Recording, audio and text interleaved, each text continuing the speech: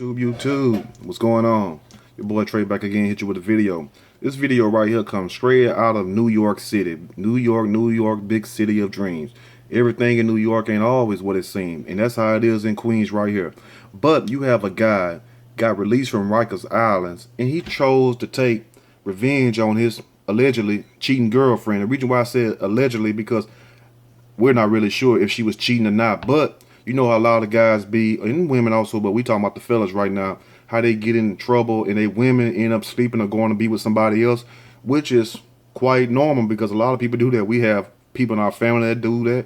We have friends that we know that have done that. When their man or their woman go to jail or whatever, they be laid up with somebody else. You be like, you know, such and so gonna get you or gonna kill you, especially if you messing with these crazy types.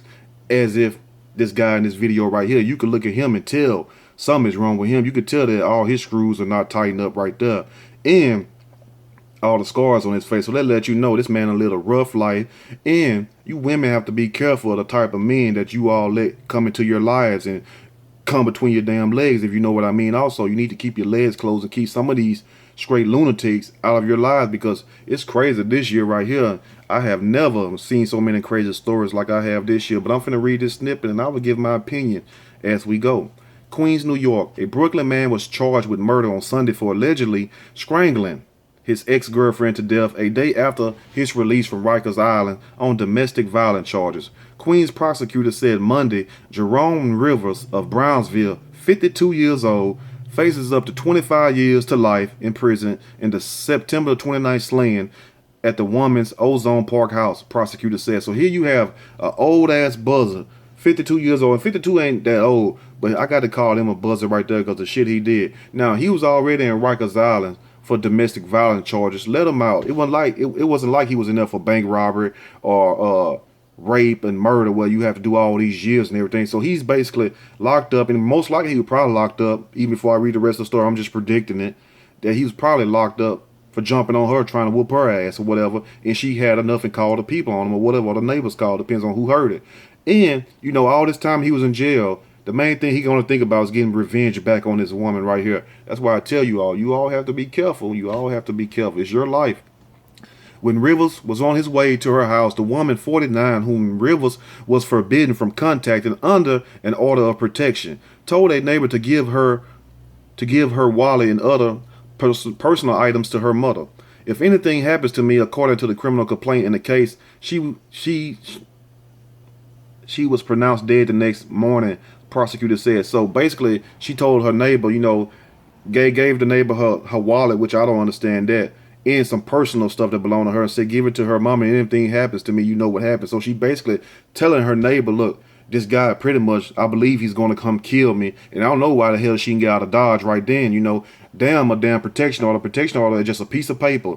That ain't gonna stop no damn body that really want to hurt you. That's a piece of paper. They'll burn that shit up, you know what I'm saying, and still whoop your ass or kill you. And I'm not trying to be funny. I'm just telling it real as it get, you know. So if you got a person like that, you know, and if you ain't got no backup, because even if you do got backup, somebody gonna get killed. Just say if it's your mom, not your mom, your brother, your uncles, your dad, or whoever, you know, either they gonna take him out or he gonna take them out or you out, you know. So you get a lot of people involved in this right here. So that's like a catch-22 right there. So the main thing would be best just to leave, you know, you know, until he get his issue, because somebody, the way he's going, is gonna put him in the ground, or he's gonna wind up back in prison with a life sentence for doing this to another woman. But when things happen like that, it's best just to leave. You leave. Don't sit up here and run to no damn police. If you know a joker really about killing you, why you gonna sit around for and talking about I got a restraining order? Like that's gonna work magic or something. Like that's gonna put a shield, a dome shield over your house where as soon as he try to walk in the yard, he can't, because the force fields of the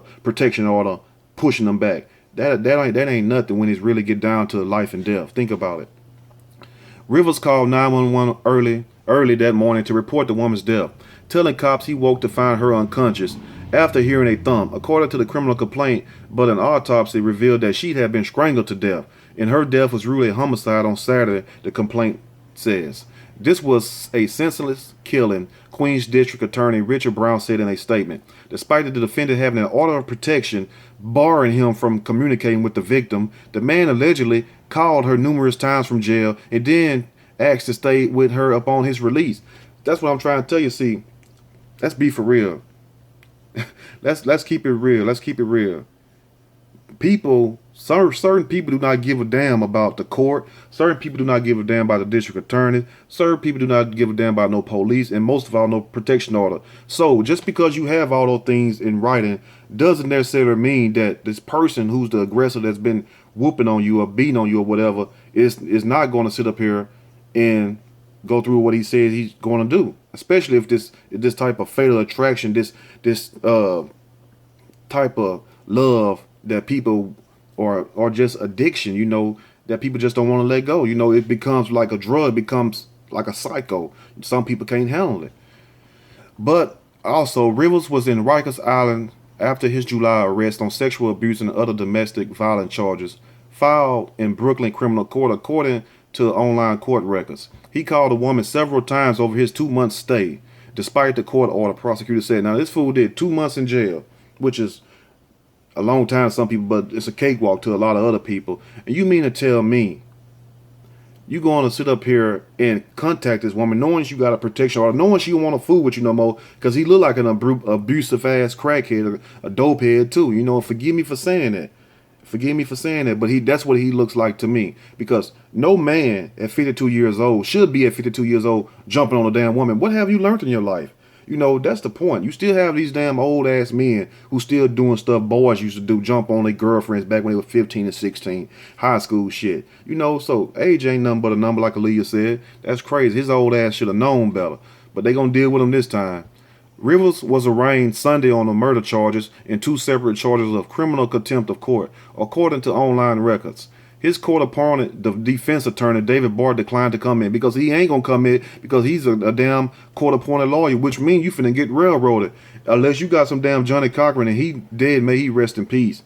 Unless you got, what's that, O.J. Simpson lawyer, the Shapiro, the Kardashian guy, Robert Kardashian, whatever his name was. Unless you got him and he's dead too, you ain't gonna beat that case too much, So I don't know what the hell he's gonna do, and that's why his court-appointed lawyer, David Boyd, declined to come in, because he's like, this fool is done. You could put a fork in him. He's done. You know what I'm saying? I bet he had a fork right there in his pocket, and when they get to that damn trial, he gonna just sit that fork right there on that table, and as soon as that judge give him that damn 25 to life, he gonna poke him with it. You done. That's it. You can't even get me in trouble for poking you, because you shouldn't have been that damn stupid. Let's continue.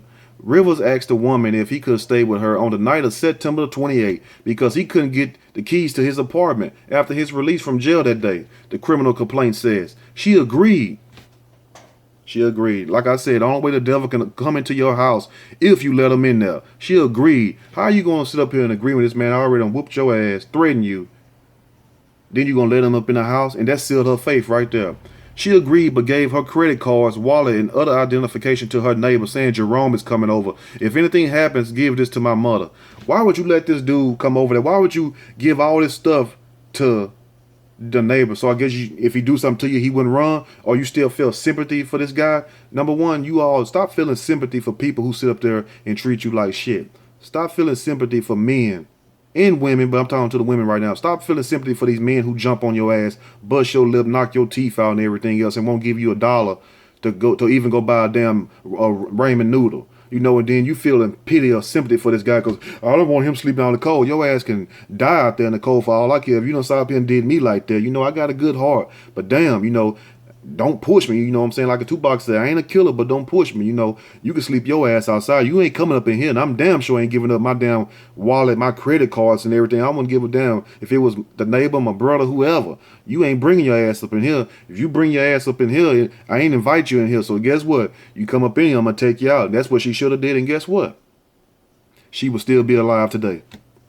Rivers told cops that they reconciled that night and that he didn't have reason to kill her. Bullshit. But blamed her for the domestic violence case against him and said that God had stricken her dead, the criminal complaint said. So he basically was up in here praying like every single day he woke up in this goddamn Rikers Island, this torture chamber, this hole or whatever he was in. He basically was up in there praying for her downfall. You know what I'm saying? Praying that some kind of way that he can get it in his mind, and his heart, and his spirit to kill this woman. That's what that meant when he said God had stricken her dead, which means she's basically already dead. She don't even exist in his mind, so it ain't nothing to take her out. Think about it. That's psychology, 101. She would be scared because she placed me in prison for false allegations, River told cops in a videotaped interview, according to the criminal complaint. Rivers is next due in court on October the 30th, and I will do an update on that also when they probably gonna be his arraignment or whatever else. But you could put a fork in him, his ass done, you know, because you, number one, this woman had a restraining order on you, and also when you go against a restraining order, protection order, and you hurt somebody, you can go over there and just jump on them. You can go in the yard. They still arrest you and add extra charges and raise your bond for that. Now, what you think they're going to do when you violated that order and did the most extreme thing you could do? Kill her. What you think they're going to do to you? You know, and what should they do to you? They ought to fry your ass. You see what I'm saying? Put you in one of them deep fries like that Popeye's chicken. Throw some of them, the egg yolk on you, some flour, and cook your ass. Because you're done, you know. And it serves you right. Because we need to get these demons out of here. You know, maybe God will send them back there, come back a better person, you know. Let him sort them out. We can't do nothing with them. Only thing we do just give him their ticket on to the upper room and line him up with the girl who dismembered her boyfriend down there in Beaumont, Texas, and with the man who went to church with his wife on girlfriend on Sunday and killed her Friday. Line all their asses up. And the mom who beat her daughter to death because she didn't want the child, and also didn't even call 911 because she talking about her minutes low. Line all their asses up outside that damn gas chamber and just drop them pellets in there. I'll do it. You know what I'm saying? I'll be on top of that great gas chamber with one of them masks on, like I'm on a video game Fallout or something, or I'm working at a chemical mill or something, and just drop them jokers in there. Boop, boop.